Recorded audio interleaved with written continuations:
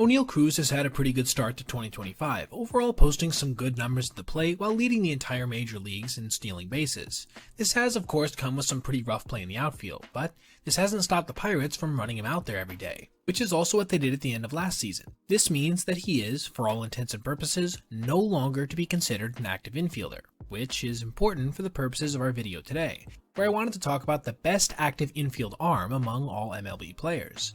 Now, you might think this belongs to Mason Wynn, if not Cruz, right? He of the MLB record single hardest infield throw of all time. But he actually is only third overall in average throwing velocity right now among infielders, behind Addison Barger, who's had an impressive performance with his own arm since he made his MLB debut, and the guy I'm going to give the current crown to as of now, Elly Cruz, whose 93.2 mph average throwing velocity is the only average we've actually seen above 93, if we're not considering Oneil. So what exactly is the current best infield arm in baseball capable of? Well, it allows you to set the all-time record for the hardest throw in the infield twice yourself. With this first one from Cruz coming in at 97.9 mph, which broke the previous record held by Cruz, which he would then break again later in that same season on a 99.8 mph relay throw at the plate. Yes, Wynn would eventually take this mark later the next year, but still, this was an incredibly impressive feat from the big righty.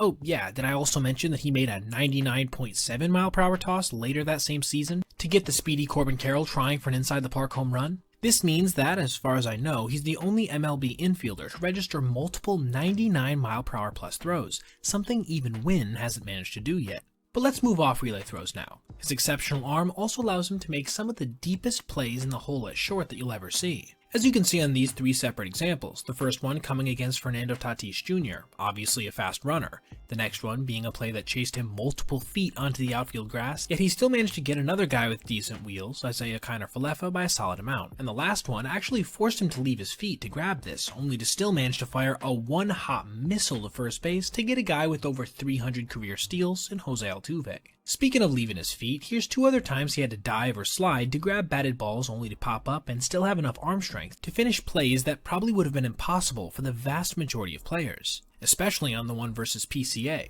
The same can also be said of these two double plays, the first one coming against the Royals, when Jonathan India fielded this ball about as far to his left as you'll see a second baseman do so, with Cruz having to ramp it up to max effort to still get Nick Pratto at first base. And the second one coming versus the elite speed of Jackson Chourio, who grounded this ball up the middle, forcing a skid off second base for a second, handicapping Matt McLain, who then got the ball to Elly a bit later. Still, he had enough juice in that missile launcher to get Chourio at first base. Finally, let's end the video with two plays he made at third base back when he first got into the major leagues. This is actually where he's posted the hardest throws of his MLB career to date, as he managed to average 97.2 mph at the hot corner in his limited time there. That's actually the MLB record for a third sacker, as nobody else is within even 3 mph of this speed, with the next closest being Casey Schmidt at 93.6. To me, this just shows how hard he can possibly throw when he's at a position that requires it on nearly every play. But regardless, even though he spends the vast majority of his time today at shortstop, this doesn't change the fact that he is MLB's current hardest throwing infielder. Now, thank you so much for watching, and I hope you enjoyed. Also, if you ever see something you'd like to see detailed in the Made the Cut video, whether that be a specific play or a narrative surrounding a certain player or team, feel free to reach out to my email, basebpoet@gmail.com. That's BASE, letter B, POET@gmail.com. If I use your idea, I'll be sure to give you credit. Have a great rest of your day, and I'll see you in the next one.